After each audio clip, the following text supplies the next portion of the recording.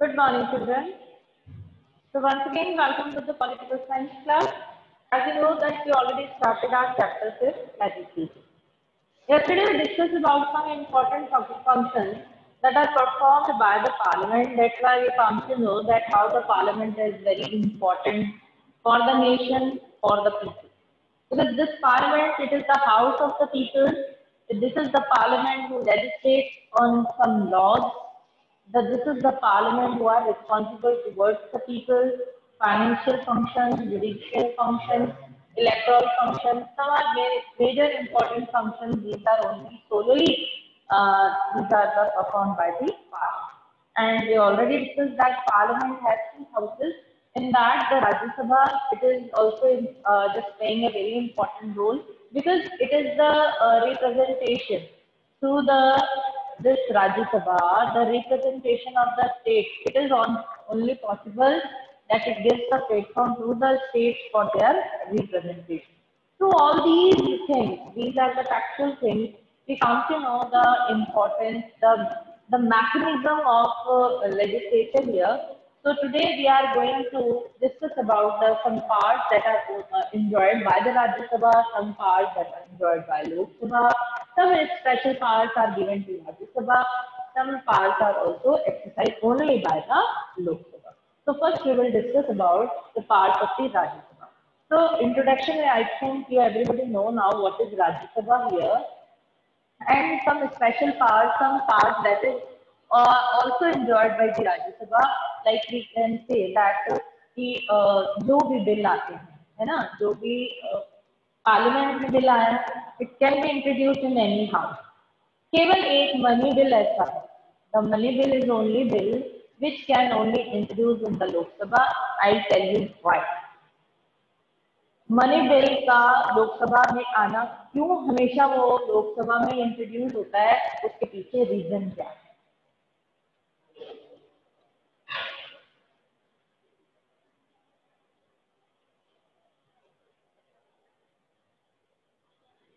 तो money bill क्यों introduce होता है, इसको हम डिस्कस करते हैं लोकसभा के साथ करते हैं, क्योंकि वो उसकी स्पेशल पावर. तो राज्यसभा की बात कर रहे हैं कि Rajya Sabha which powers are enjoyed by Rajya Sabha.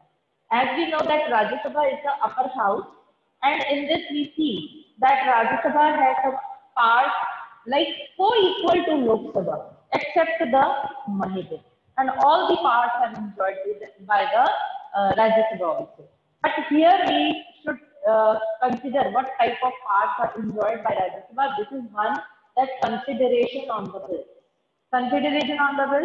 As you know, I told you that the bill can be introduced in any house. किसी भी हाउस में वो बिल आ सकता है, ठीक है. अब वो इंट्रोड्यूस होने के बाद वहां पे जो प्रोसीडिंग्स है, वो प्रोसीडिंग्स कंप्लीट होने के बाद वो कहाँ जाएगा, हो जाएगा दूसरे हाउस में फॉर रिकंसिडरेशन. हमने कल ही बात की थी कि इंडिया में 2 हाउसेस का क्या फायदा है. तो वो एक बिल जो एक हाउस में पास हो गया है, वो सेकेंड जो हाउस में जाएगा for the reconsideration.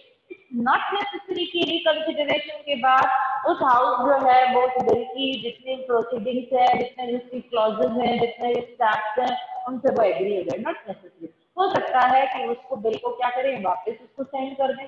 They can resend the bill. दोबारा से क्या होगा, इससे हमारी कंट्री के अंदर जो है कई क्लास 9 में पढ़ा होगा कि democracy it delays the decision, it delays the policy. कि उसका रीजन क्या है कि हमारे जो कंट्री का जो सिस्टम है, उस सिस्टम के अकॉर्डिंग हर चीज को एक प्रोसेस के थ्रू पूरा किया जाता है. तो जहां पर हम बिल की बात कर रहे हैं, वो बिल भी क्या होगा, कंसिडरेशन के बाद, नेगोशिएशन के बाद जो है वो बिल होगा. और इसी वजह से हमने ये देखा कि इंडिया के अंदर जो सिस्टम है राज्यसभा और लोकसभा का है, और दोनों हाउसेस से जब तक वो बिल अप्रूव्ड नहीं हो जाता तब तक वो लॉ नहीं होता. तो फर्स्ट थिंग हमें समझना है कंसिडरेशन ऑफ बिल. बिल कौन सा बिल, मनी बिल के अलावा, except the money bill, all bills are these are sent to the both the houses, and both the houses assent is very necessary. Clear. Second thing हम बात करते हैं अब. Second thing देखिए, constitutional amendment. I told you before that कि हमारे parliament का एक मेजर फंक्शन क्या है? Things are same, no new things are here, but we are just here discussing the parts of these both the houses separately. हमने as a whole parliament माना तो parliament Rajya Sabha Lok Sabha president है comprise of these, लेकिन अब हम separately part को देख रहे हैं कि राज्यसभा के पास कौन से लोकसभा के पास। ज्यादा पावर्स का डिफरेंस भी नहीं, केवल बजट मनी बिल को लेकर ही जो है ज्यादा इसमें डिफरेंस है, बाकी सब सेम है। अमेंडमेंट मैंने कल ही समझाया था, अमेंडमेंट वेयर की हम जहां पर बात कर रहे हैं कि कोई संविधान में कोई संशोधन करना है, कोई अमेंडमेंट लाया जाता है, तो टू वेज है उसके। What are these two ways? Simple majority as well as special majority. Simple majority means amendment that related to say day to day कोई इस तरह का इश्यू आ जाता है नेशन के सामने, है ना, उससे रिलेटेड अगर कोई अमेंडमेंट लाना है, कोई नया प्रोविजन लाना है, तो simple majority is also there कि वहां पर जो है 2/3 मेजोरिटी की जरूरत नहीं है, half of the state majority is required. On the other hand whenever the any issue that is related to the nation interest, कोई हमारे राष्ट्र से रिलेटेड है, that is important कि वहां पर क्या जरूरी है, both the houses 2/3 majority is required to amend the constitution, like you know the 1992 amendment for the Panchayati Raj system, it is a special majority reservation policy that is introduced in India through the special majority of both the houses. So we see that Rajya Sabha has the equal part for just to the Lok Sabha to amend the constitution, to bring a change in any constitution. Third is the control over executive. Like we know that, like in Lok Sabha, the legislature controls executive, because Parliament it is comprised of Lok Sabha and Rajya Sabha. So that's why the Rajya Sabha has also part to exercise control on executive through many ways. What are these ways? Yesterday I told you some like motion, resolutions were there. In this way, the Rajya Sabha has also power to control the executive, the function of the executive, by to make the executive more accountable towards the people. लोगों के प्रति इन लोगों को executive को ज्यादा answerable बनाने के लिए, ज्यादा अकाउंटेबिलिटी लाने के लिए, ज्यादा वर्क में ट्रांसपेरेंसी लाने के लिए कंट्रोल किया जाता है, उनकी एग्जीक्यूटिव पर कंट्रोल किया जाता है। कंट्रोल ऐसा नहीं कि जाके हाथ पकड़ लिया उसको, by asking some question, by asking some ways are also mentioned, like no confidence motion, cut motion, adjournment motion. Both the houses they enjoyed this power to control the executive. Now the election process is also there. You know that vice president, president, these are elected through the indirect ways. Indirect ways are also there, like कि हमें मालूम है after the election, whenever a new government is formed, after that because president tenure is also 5 years, vice president tenure is also 5 years, through the electoral college, indirectly these eminent personality of the country, these are elected by the member of parliament. So Rajya Sabha has also equivalent power to appoint the president as well as vice president. There is also a system of the electing the president and vice president. What is this system? The system is single transferable vote. उसमें single transferable vote के through क्या होता है कि आपको एक ballot paper दे दिया जाता है, उसमें जिनके नॉमिनेशन होते हैं कैंडिडेट के, उनमें आपको चॉइसेस भरनी होती है, तो वो वोट वेस्ट नहीं जाता। जैसे जैसे जिन लोगों की जैसे 4th नंबर पे चॉइस है तो उसको क्रॉस कर दिया जाता है, कोशिश की जाती है कि वो वोट उसको दिया जाता है 1 नंबर की जिनकी चॉइस होती है। तो जितने मेंबर्स उसमें पार्टिसिपेट करते हैं उन सब मेंबर्स का वोट किसको जाता है, जो 1 नंबर चॉइस होती है, तो वोट वेस्ट नहीं होता। That's why it is said that single transferable vote, वो वोट ट्रांसफर हो जाता है अकॉर्डिंग टू द चॉइस। तो ये सिस्टम है प्रेसिडेंट और वाइस प्रेसिडेंट का इलेक्शन का तरीका यही है। और vice president it is also x officio chairman of the Rajya Sabha. X officio chairman of the Rajya Sabha means chairman की जो इक्विवेलेंट पोस्ट होती है, एज सच वो कोई उसका इलेक्शन नहीं होता। Try to understand this fact कि वाइस प्रेसिडेंट का कोई चेयरमैनशिप के लिए इलेक्शन नहीं होता, बट बिकॉज वो वाइस प्रेसिडेंट है इसलिए अकॉर्डिंग टू द कॉन्स्टिट्यूशन वो वाइस प्रेसिडेंट क्या है, हमारी जो राज्यसभा है उसका एक्स ऑफिशियो होता है। एक्स ऑफिशियो का मतलब क्या होता है? एक्स ऑफिशियो का मतलब होता है कि equivalent to the post, equivalent to the post of chairman. तो वो वाइस प्रेसिडेंट है इसलिए एक्स ऑफिशियो। चलिए एक क्वेश्चन पूछूंगी मैं आपसे, अभी कौन एक्स ऑफिशियो जो है राज्यसभा का कौन है? Ex officio chairman, please raise your hand.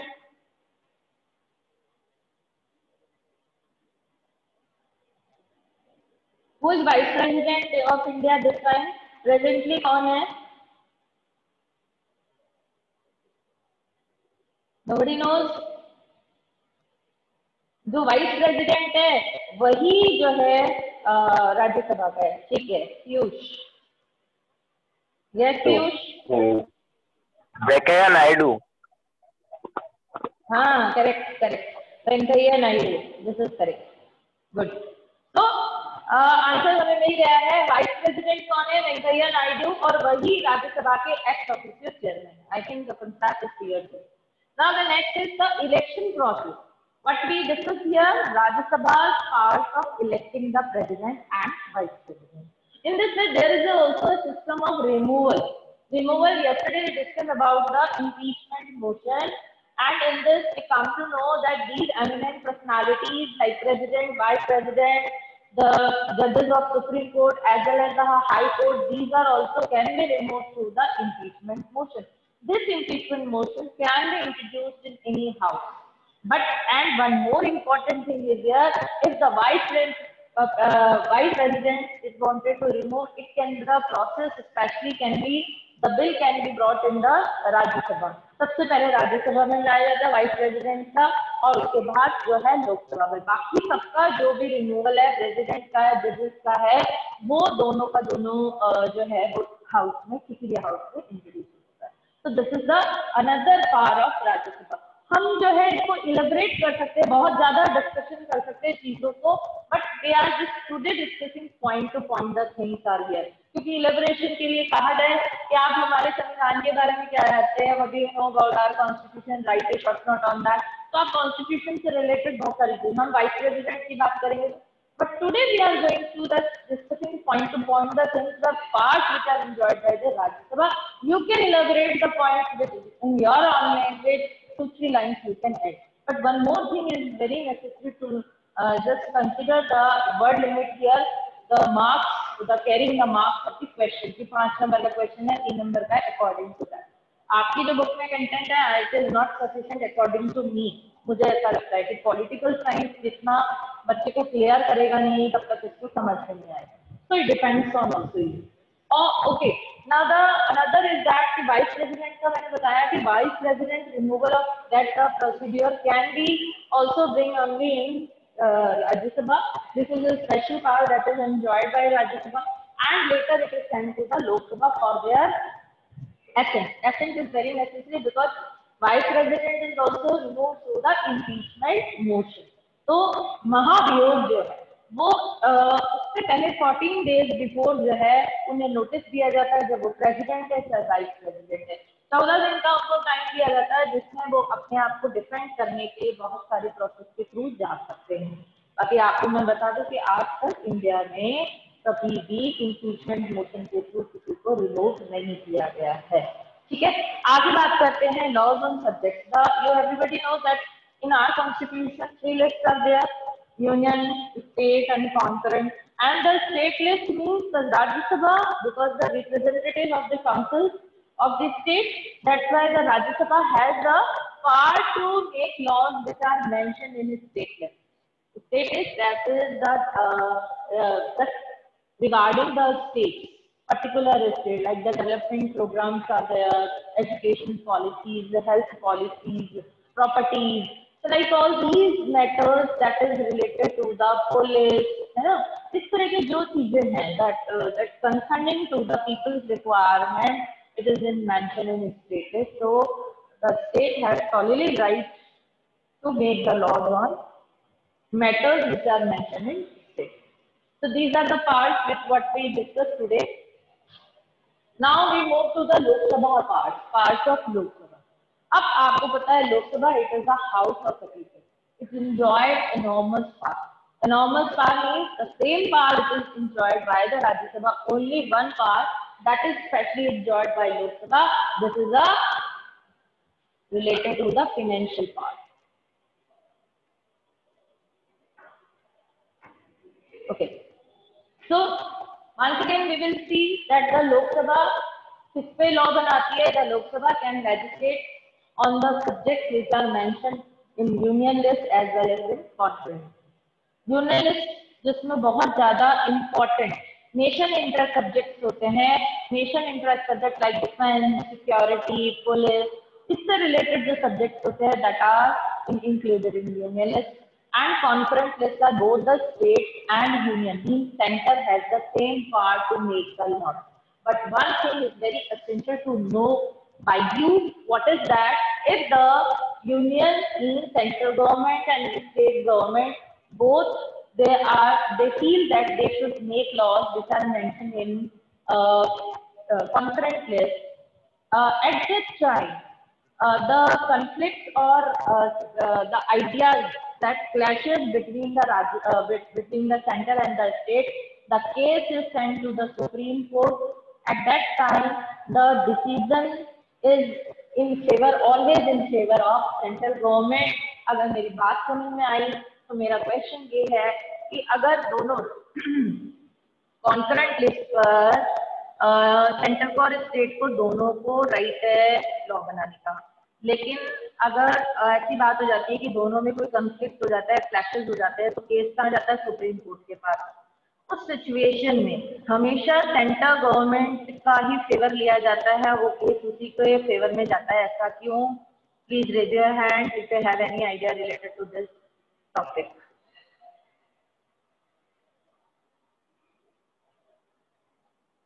कोई बताना चाहेगा? Okay, no problem there. चलिए मैं बताती हूँ आपको. देखो सिचुएशन हमारे सामने है. कॉन्करेंट लिस्ट में जितने भी सब्जेक्ट हैं these are related to the nation interest also, कि जहाँ per day to day matters भी आ सकते हैं. नेशन इंटरेस्ट के, education policy, health policy, property related, ये सारे सब्जेक्ट कॉन्करेंट में आते हैं. ऐसी सिचुएशन जहाँ पर सेंट्रल गवर्नमेंट को लगता है कि इस पर लॉ बनाना चाहिए और स्टेट को भी लगता है कि इस पे हमें लॉ बनाना चाहिए, because it is related to the state confined area.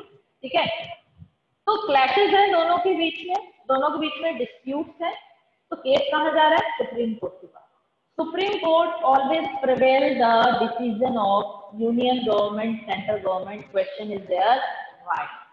हमें मालूम है कि जो यूनियन गवर्नमेंट है वो पूरी नेशन के लिए है, पूरे नेशन को रिप्रेजेंट करती है union government, central government.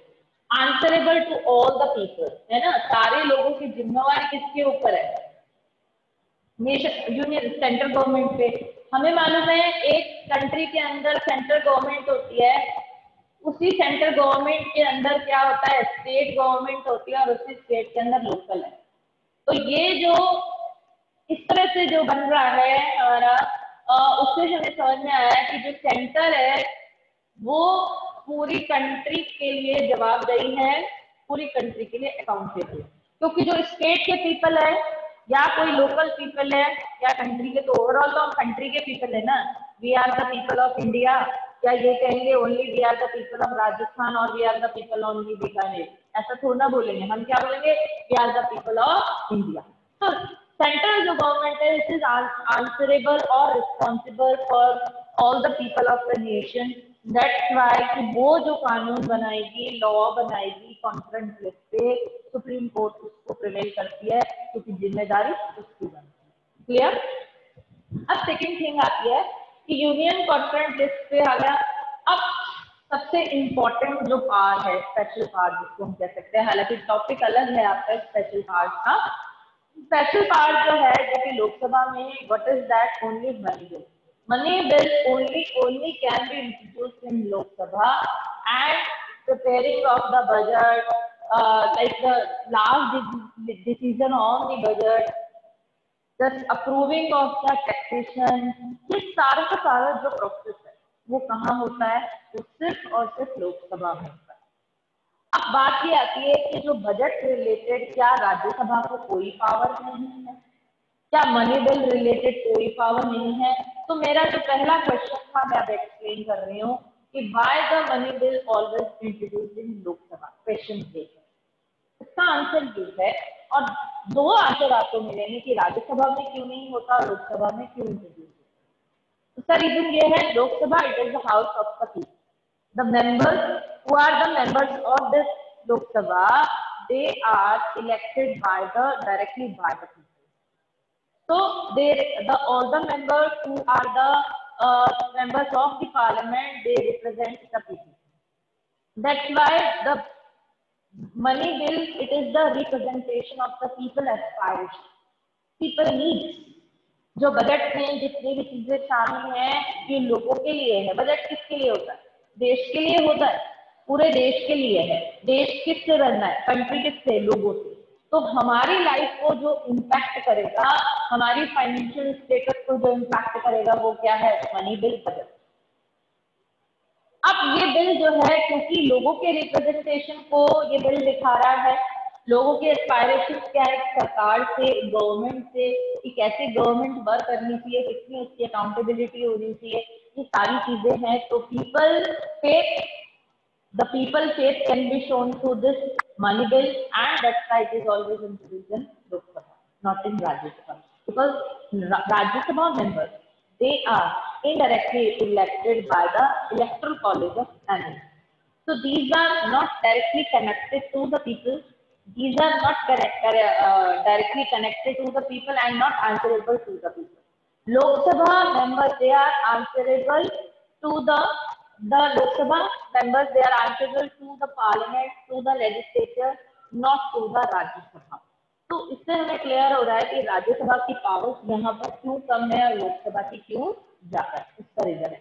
One more thing is very important here, कि अगर मान लिया कि डिसीजन सारा कहाँ जाएगा? लोकसभा में, तो इससे ये समझ में आ रहा है कि इसका अंदर राज्यसभा को कोई पावर नहीं है, एज सच कोई पावर नहीं। एक फॉर्मली सिस्टम बनाया हमारे कॉन्स्टिट्यूशन में कि अगर लोकसभा से वो बिल पास हो गया, पास इसलिए हो जाता है क्योंकि मेजोरिटी मेंबर्स उन्हीं की है, मेजोरिटी जो मेंबर्स हैं, क्योंकि गवर्नमेंट है उनकी, तो सारे मेंबर्स वही है, तो वो बिल वहां से पास होने के बाद राज्यसभा में जाता है। तो राज्यसभा क्या करता है उस बिल की? राज्यसभा उस बिल को कंसीडर करता है, ठीक है, और अगर कंसीडरेशन के साथ वो अपनी रिकमेंडेशंस भी दे सकता है, अपनी कुछ सिफारिशें भी दे सकता है। It can just give this recommendations also and resend to the Lok Sabha. Lok Sabha क्या करती है उसको? लोकसभा उन कंसीडरेशन जो रिकमेंडेशंस है उनको ध्यान नहीं देती है, क्योंकि उनको ये लगता है कि हमने जो डिसीजन दिया है related to the money bill, ये हमारे मेजोरिटी मेंबर्स ने लिया है, पूरी वोटिंग हुई है, पूरा डिस्कशन हुआ है, उस चीज को लेते हुए राज्यसभा का कोई भी जो है मोस्टली वो इसको कंसिडर नहीं करते और एज इट इज एज पास हो जाता है।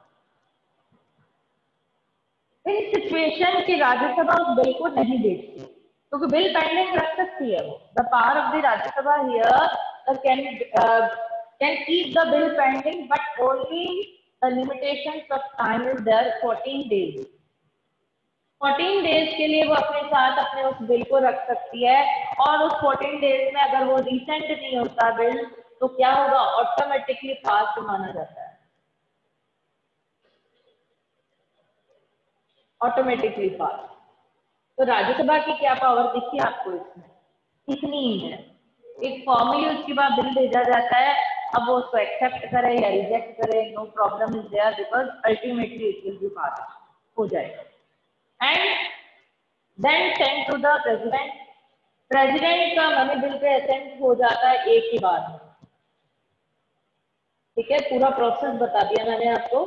असेंट हो जाता है मोस्टली, और अगर प्रेसिडेंट वैसे तो जो है इस तरह के जिससे कहते हैं ना कि मतलब ऐसे कोई एक्शन नहीं लेता रिकंसिडरेशन स्पेशली मनी बिल पे, उसको पता है कि होगा क्या, कि वापस आ जाएगा और उसको पास करना पड़ेगा। हाँ ये जरूर है, मनी बिल एक ऐसा बिल है जिसको पेंडिंग नहीं रख सकता प्रेसिडेंट भी, लेकिन जो दूसरे बिल हैं उनको एसेंट के लिए वो पेंडिंग रख सकता है। ये मैंने प्रीवियस चैप्टर में क्लियर किया था, चैप्टर्स को कोरिलेट करके पढ़े बार बार एक ही बात करते। तो प्रेसिडेंट उस बिल को क्या कर सकता है, अपने साथ पेंडिंग रख सकता है। No time limit is there, constitution में कोई टाइम लिमिट नहीं है, इसीलिए कई ऐसे एग्जाम्पल बताए थे कि क्या हुआ हम बिल का।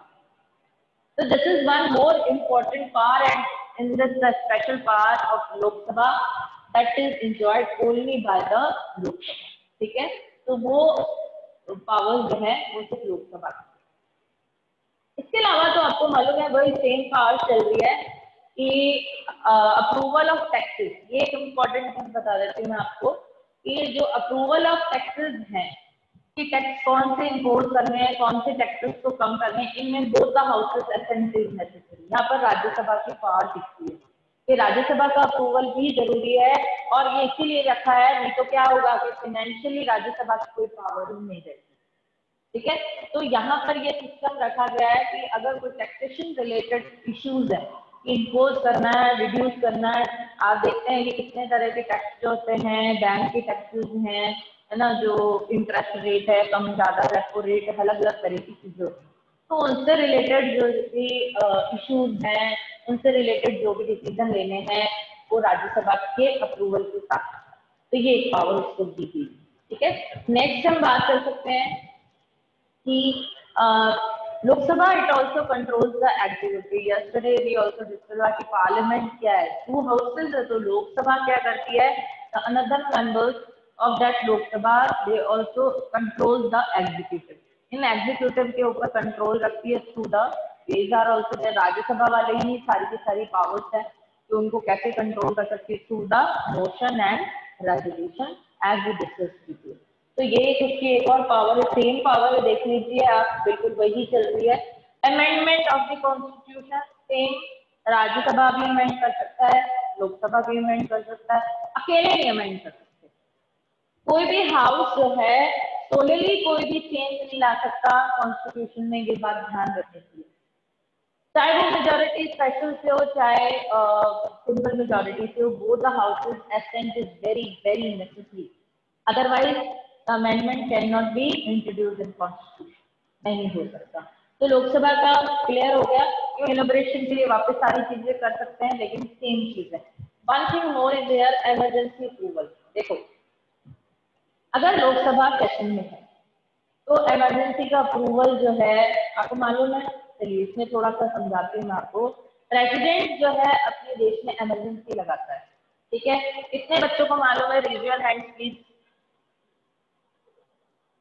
President can just impose emergency, okay ठीक है, very good.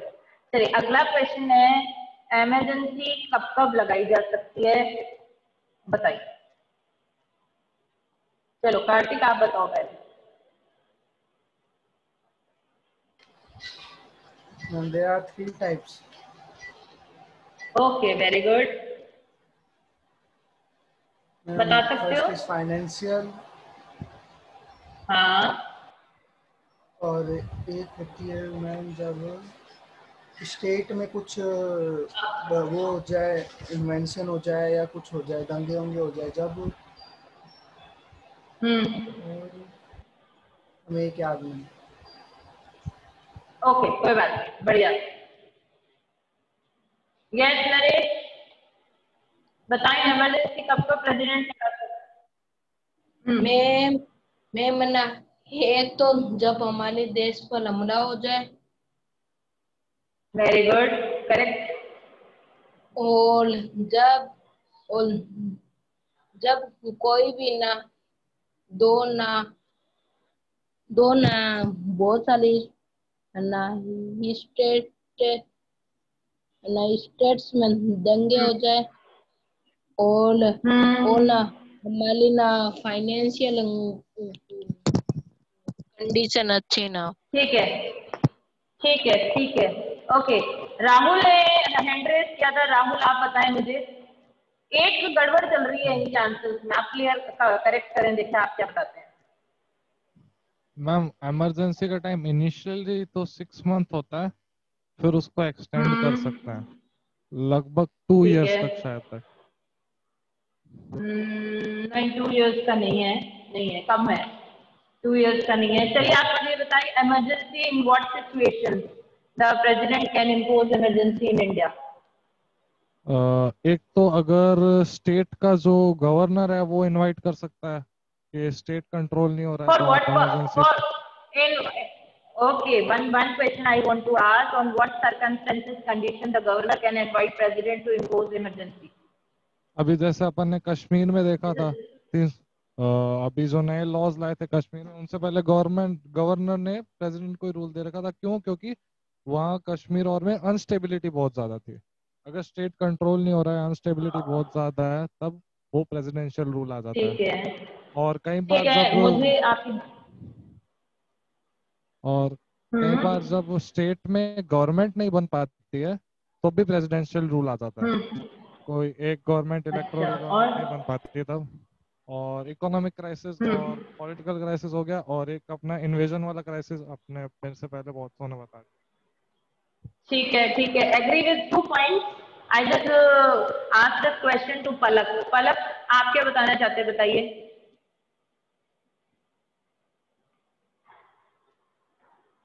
Palak, you have ma'am मुझे समथिंग यू वांट टू से?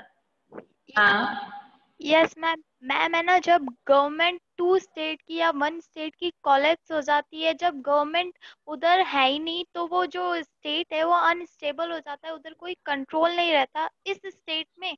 इस कंडीशन में है ना, प्रेसिडेंट अपनी इमरजेंसी पावर करता है। ठीक है। और और है ना दो मैम, पावर्स जो सामने, हाँ, यस मैम, 2 पावर्स तो पहले ही बता चुके हैं, ये थर्ड पावर्स थी। ठीक है, चलिए चलिए, एग्री एग्री विद ऑल। अब मैं थोड़ा सा इसको अपनी कॉन्स्टिट्यूशन की जो लैंग्वेज है उससे एक्सप्लेन करती हूँ, ठीक है। President can impose emergency according to the constitution. There are 3 articles, 352, 356 and 360। According to these articles, the emergency can be imposed in a country in 3 situations. In constitutionally, what languages is used, I'll just tell you. You have the basic idea. Very good. All of you, nice. So one thing is that first of all the invasion condition. This is correct. कि कोई भारी आक्रमण हो जाए, हम पे कोई attack हो जाए, उस सिचुएशन में जो गवर्नमेंट है, जो गवर्नमेंट का रोल खत्म होकर क्या हो जाता है, प्रेसिडेंशियल रूल आ जाता है। और इसके आगे चीज बताऊं, ठीक है। एक ये सिचुएशन। दूसरा, फाइनेंशियल कंडीशन। फाइनेंशियली कि अगर कोई कंट्री की तो करेंसी की वैल्यू इतनी गिर जाए कि पूरी वर्ल्ड के अंदर यूं कहा जाए कि वो देश जो है पूरा कोलैप्स होने की कंडीशन पे आ जाए, तो वहां पर फाइनेंशियल क्राइसिस की वजह से, और ये रीजन बहुत सारे हो सकते हैं, करेंसी की वैल्यू क्यों गिर रही है वो बहुत सारे कारण हैं। तो financial. Third thing is that कि आपने कहा कि स्टेट के अंदर जैसे कोई कंट्री में इनस्टेबिलिटी है, पॉलिटिकल इनस्टेबिलिटी है, बिल्कुल सही कहा, I am agree. But what is the constitution language is there? Constitution language is that when the any state, the constitutional machinery is failed there. Constitutional machinery is failed there means कि हर country को और उसके state को govern करने का क्या system होता है, उस कॉन्स्टिट्यूशन के थ्रू वो गवर्न होता है, ठीक है। स्टेट की जो गवर्नमेंट स्टेट को गवर्न कर रही है according to the laws which are mentioned in the constitution. The country, the central government which is governing the nation, it is also according to the laws and principles which are mentioned in constitution. In that situation, if governor feels that the state government is not working according to the constitution, laws and principles, that time the constitutional machinery is failed in particular state, the governor invites the president to impose the emergency. So this is the way. And one thing that I want to explain with you कि वो क्या चीज थी कि president जो emergency लगाता है वो इमरजेंसी, अब हालांकि प्रेसिडेंट की ये जो पावर्स है ये डिस्क्रिशनरी पावर्स से हम पढ़ते आए हैं। हमने जो क्लासेस पास आउट की है उसमें हमने यही पढ़ा है कि डिस्क्रिशनरी पावर्स है, ठीक है। लेकिन डिस्क्रिशनरी पावर वो होती है जहां पर प्रेसिडेंट किसी से कुछ पूछता नहीं है। सविवेकीय शक्तियां डिस्क्रिशनरी, जहां पर वो अपने विवेक को, अपने माइंड को यूज करके डिसीजन लेता है। चीजें सामने होती है, ऐसे नहीं अपनी मन मर्जी से कि चलो इसको प्रधानमंत्री बना देते हैं, उसको बना देते हैं, ऐसे नहीं। लेकिन यहाँ पर जो इमरजेंसी की बात कर रहे हैं ना, हम ऐसा पढ़ते आ रहे हैं कि emergency it is only imposed by the president according to the discretionary power, but it is not reality. What is the reality? कि both the houses assent is very necessary to impose any emergency there. अगर emergency लगा दी है तो उसका एक time period है कि 30 days के अंदर उसका अप्रूवल हो जाना चाहिए, एक्सटेंशन 6 मंथ का होता है। ठीक है, ये एक सिस्टम है जहां पर प्रेसिडेंट भी क्या है कि पार्लियामेंट के उसमें जो है यूं कहा जाए according to the norms which are mentioned in constitution, वो उसके हिसाब से रहता है। तो ये इमरजेंसी के हमने डिस्कस किया जहां राज्यसभा का भी पावर है और लोकसभा का। रिमूवल ऑफ जजेस, वही सिस्टम चल रहा है, रिमूवल ऑफ जजेस, नॉट ओनली जजेस but also president, vice president and the जजेस of the both the court, high court, supreme court and high court, impeachment motion. अब जो पावर्स हैं जो exercise only by the Lok Sabha, वो है कि एक तो मनी बिल है, ठीक है, हालांकि मैं I am not in hurry to give you all the things here कि क्विकली मैं आप चीजों को कराऊं, but the things are same here.